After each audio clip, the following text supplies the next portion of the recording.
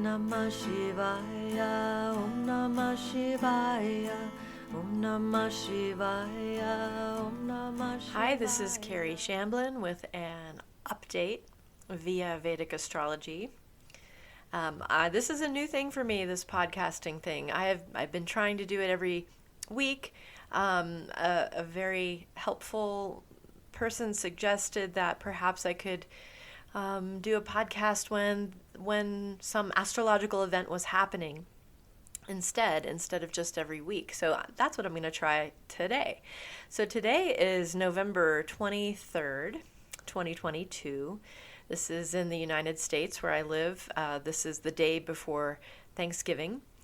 There's a couple of things going on today that I think are notable. Like, for example, at this very moment, the sun and moon are just about to be joined at 8 degrees of the sign of Scorpio. So that means it's the new moon. Generally, on the few days leading up to the new moon, our energy could feel low. Each month we have this moment when the moon completely wanes. We don't even see the moon anymore. There's no light coming from the moon.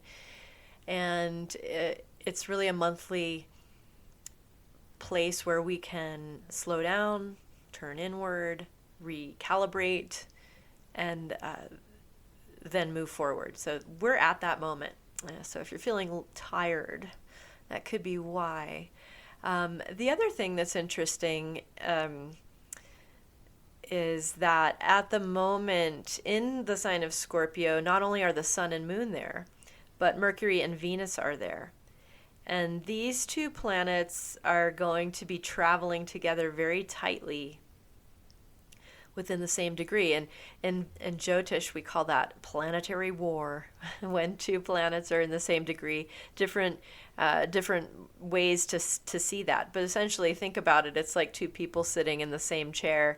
So there's a little bit of a space crunch. Luckily, Mercury and Venus are best of friends, so they're probably having fun.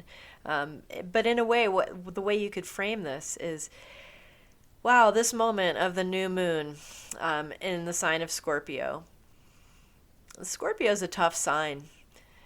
And the planet Mars co-rules Scorpio and has just come back into Taurus in retrograde motion, and it's aspecting this foursome in Scorpio.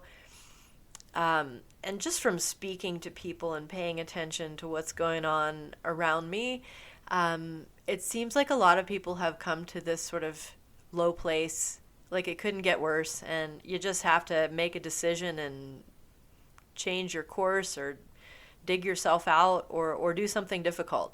A lot of people are not doing much for the holiday, and it's going to be quiet. So that could be manifesting anyway for you. But I feel like this Mercury-Venus combination opposite the retrograde Mars, what it could feel like on one hand is really, oh, wow, I'm happy I see this now. I'm happy I've learned my lesson.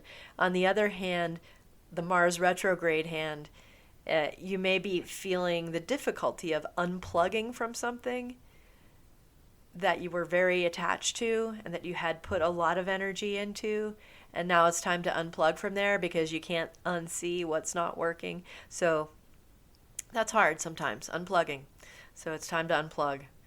Take a pause and figure out where you're going to put your power supply connection back in again. So take this day or two to kind of figure it out. But those things are going on. So Mercury and Venus being conjoined too, they're going to be very tight through December, really. So that can be, it's a very good energy for creation and for learning and for networking and reconnecting with people. So on that level, if you are feeling lonely and isolated at this moment, reach out, because I bet you it won't be that hard to find somebody else who's feeling the same way.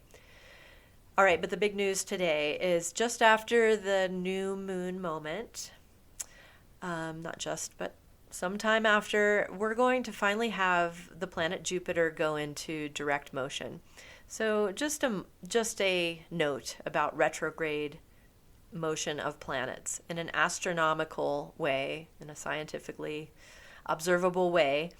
These retrograde periods are really just us observing the planets moving across the constellations. And when we say they're going retrograde, it's really due to an optical illusion. Those planets are not, in fact, putting their motor into reverse and going backwards the other way. It's really just from our point of view here on Earth, because we all have elliptical orbits going around the sun, there are times when those planets just appear to be going backwards a little bit in the zodiac. So Jupiter's been retrograde since August. Because all we have is observing these planets, the thing to note is, wow, Jupiter was in this particular sign and these particular degrees. He went forward through them. Now it looks like he's going back over those degrees, and then from today, he's going to again cross over those degrees. So my way of looking at retrograde motion of planets is, for a short time, we're observing a planet that's sort of like scratching in a certain spot in the zodiac. To me, that's an invitation, like a very important message. And on a physical level, retrograde planets are a little bit closer to us on Earth, so they actually appear brighter in the sky. So there's a strength to retrograde planets and a louder voice as far as I'm concerned. And they can also manifest as not giving results that we would expect. There's more unexpected or disappointing results sometimes with these retrograde planets. Now, how it's going to apply to your chart depends on your particular chart. You go to an astrologer and ask them that question. I've noticed that retrograde planets manifest differently for different people who have different charts. So that said, I'm putting a lot of hope in Jupiter going direct, helping people kind of collect themselves and move forward after several months of hard stuff.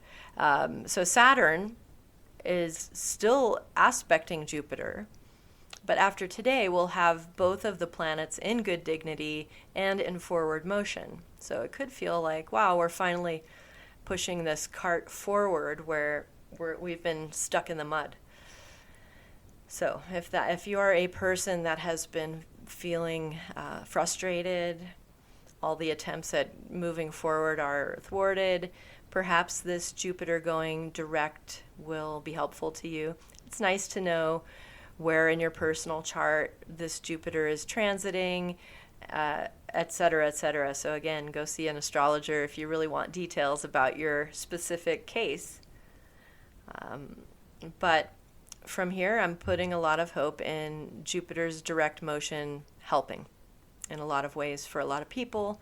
So from now until the end of April, we will have Jupiter, the great guru, going through his own sign of Pisces, which always makes a planet powerful, in forward motion.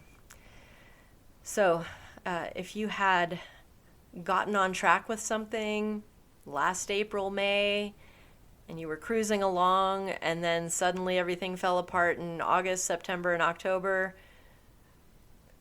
it's time to put Humpty Dumpty back together again and keep going. So hopefully this will be a helpful time. And realizing, too, that right this minute we're in a new moon moment. You could feel like low energy. Right now is good for data collection and connecting with people. And again, unplugging and replugging, which might feel really difficult. It might feel like, wow, I resisted unplugging for so long, and now's the moment, and I'm really doing it. So good luck with that. And the next time you'll hear from me, I will be giving you my December 2022 forecast. I'll just be reading my big long forecast for you for that. And again, if you are enjoying this podcast, I'm always open to feedback. Thanks for listening. See you next time. Om Namah Shivaya, Om Namah Shivaya, Om Namah Shivaya, Om Namah Shivaya, Om Namah Shivaya, Om Namah Shivaya, Om Namah Shivaya, Om Namah Shivaya.